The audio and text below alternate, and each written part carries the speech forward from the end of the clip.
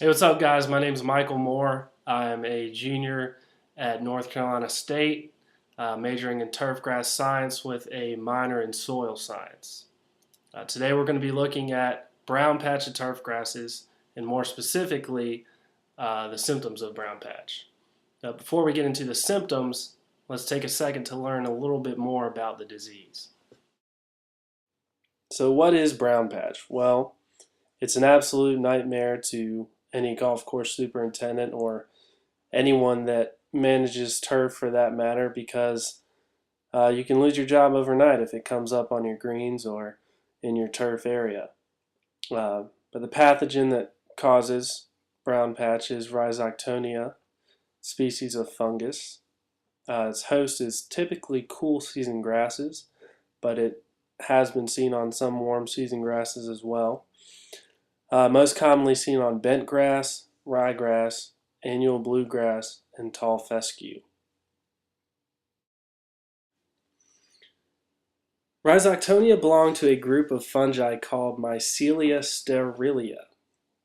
These fungi do not produce asexual spores, but rather they grow by producing thin vegetative strands called hyphae, which, if you guys remember, we learned about those in class.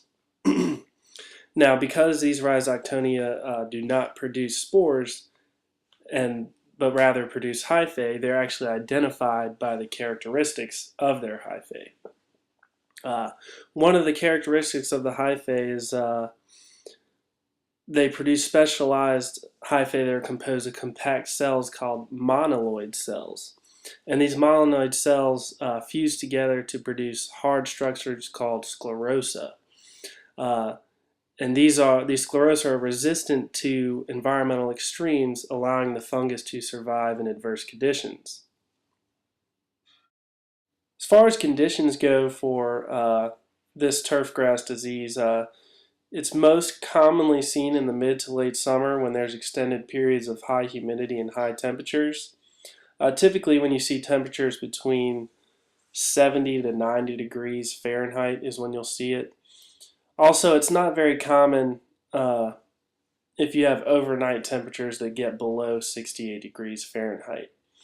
Another condition that usually promotes brown patch is extended periods of prolonged leaf wetness. So this is something you definitely want to be aware of to avoid brown patch.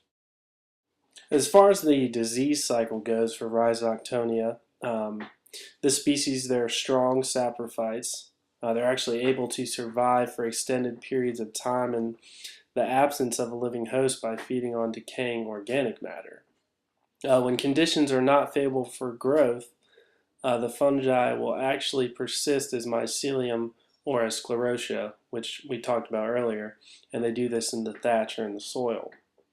When a host plant becomes available or present and environmental conditions are favorable, Rhizoctonia will begin to colonize the surface of the potential host with their hyphae. And then they'll actually penetrate the host through the host stomata. And Rhizoctonia species are actually necrotrophic pathogens, and as we learned in class, necrotrophic pathogens, that means they kill their host cells before colonizing them. In this instance, this is accomplished through the secretion of enzymes and toxins in advance of fungal growth. All right, well, now that we know a little bit more about brown patch and some of the ins and outs of the disease, we're going to kind of shift gears and look more at the symptoms of the disease. Now, we're going to list some of the symptoms so you'll be able to know them, but also I've prepared a model which is not actually brown patch on turf grass, but it is used just to imitate it. Kind of looks like it, so you'll be able to familiarize yourself with the disease should you ever have to identify it in an actual turf grass area. All right, symptoms of brown patch. Well, if you were guessing that brown patch would be a symptom of brown patch, then you guessed correctly. The most common symptom of brown patch is brown or tan patches of diseased turf. These disease areas can range in diameter from anywhere from 2 inches to up to 3 feet in more severe cases. When you're dealing with close-cut turf and it's wet, brown patches are often surrounded by like a dark or gray ring, which is referred to as a smoke ring. And this smoke ring is actually evidence of active fungal growth on the turf foliage, and it is an initial sign of brown patch development. Now, typically, brown patch does not result in damage to the tillers, uh, so therefore, just a simple change in weather conditions or implementation of some better control practice can reverse this disease. When you're dealing with an individual plant, uh, mowing height is going to make a difference in what kind of symptoms you see. If you have a turf that's maintained at above 1 inch, you might find irregular silver, gray, or tan lesions with a thin, dark brown border around them. But if you have close turf, generally there's no distinct lesions, just simply general leaf necrosis. Here we have an area that just kind of represents what brown patch disease looks like. It's not actual brown patch, so don't be deceived. But as I said before, here's your kind of tannish brown area. It can range in diameter. This one's a little bit smaller. This one's a little bit larger. And then also we have here that smoke ring I was talking about, which does show evidence of active fungal growth. So although this is not real brown patch, it kind of can give you an idea of what to look for should you have to identify it. And disclaimer once again, it's not actual brown patch, but you kind of get the idea.